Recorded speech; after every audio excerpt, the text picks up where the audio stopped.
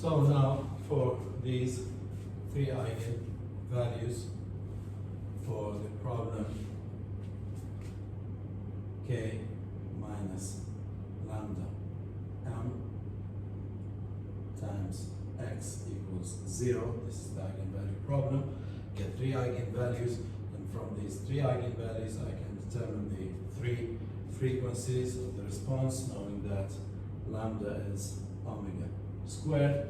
And from these three eigenvalues I can determine the three eigenvectors, which are the three mode shapes. So the response Q, which is x1, x2, x3, is going to be A P1, so that's A times 1.855, 2.170 cosine 1.206 t plus phi 1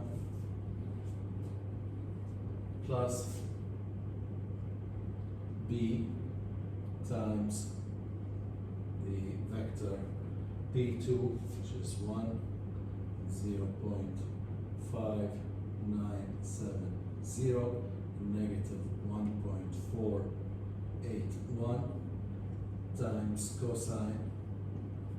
The second frequency is 3.746 t plus the second phase angle plus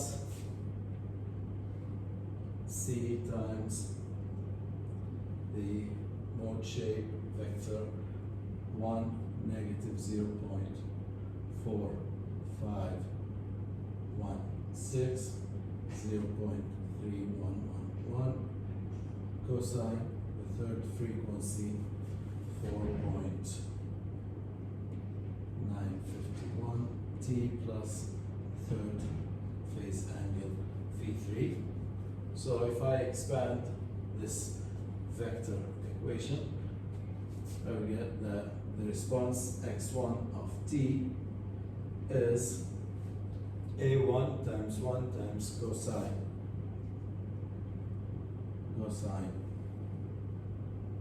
1.206 t plus phase angle phi1 plus b times 1 times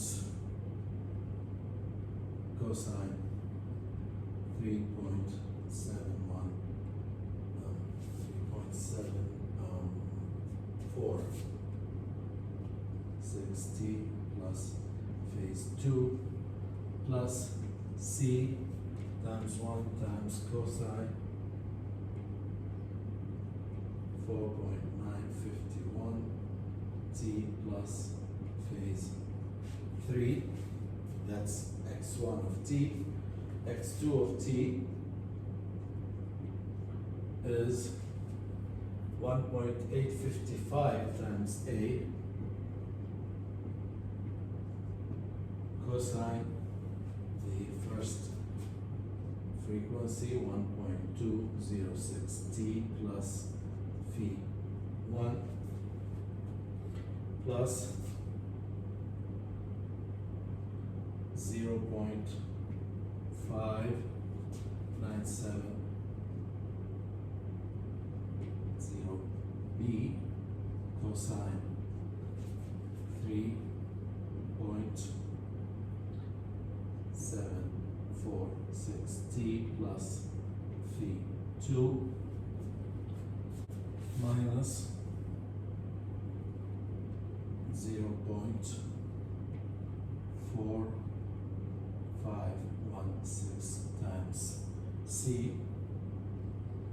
cosine third frequency 4.951 t plus third phase angle, and the third response x3 of t is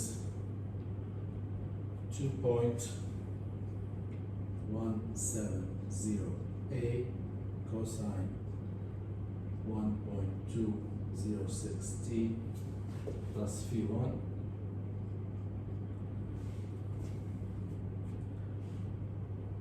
and negative 1.481b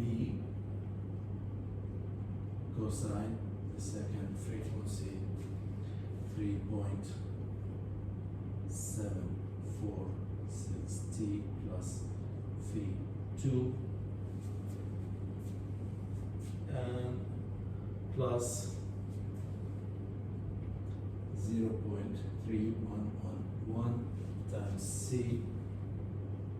cosine third frequency 4.951t plus phi3.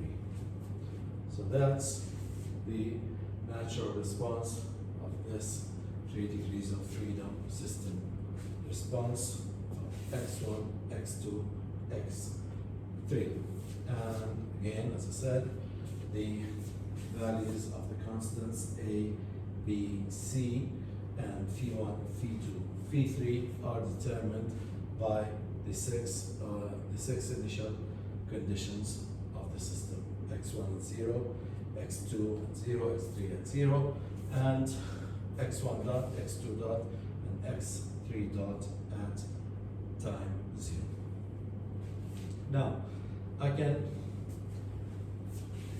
either solve for the eigenvalues and eigenvectors by hand, the way we did for this example, or I can use software to solve for these values. For example, we can use MATLAB. So using MATLAB, you can define the inertia matrix M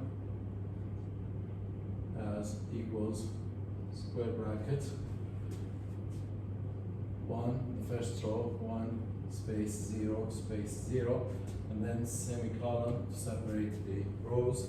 The second row is 0 space 2 space 0, and the third row, semicolon, 0 space 0 space 1. And for the stiffness matrix K, I will have 20 space negative 10 space 0 semicolon. The second row will be negative 10 space 20 space negative 10 semicolon, and the third row was 0 space negative 10 and 10. Now use the command V, comma, E equals EIG for eigenvalue, and then K, comma, M. And the output of this command is going to look like this. So this is what's going to appear on your screen when you run this MATLAB code. Now, E is for the eigenvalues. The diagonal of this 3 by 3 matrix will be the eigenvalues, and if you notice that this is lambda 1, lambda 2, and lambda 3. So this vector here, this is P1, and this will be P2 and P3. Now, why are those vectors different than the ones we calculated? They're actually the same vectors. Remember that these vectors represent the ratios between the amplitudes of motion. So if you look at these ratios and the ratios over here, they will be the same. For example, if you take P1 as the output of MATLAB equals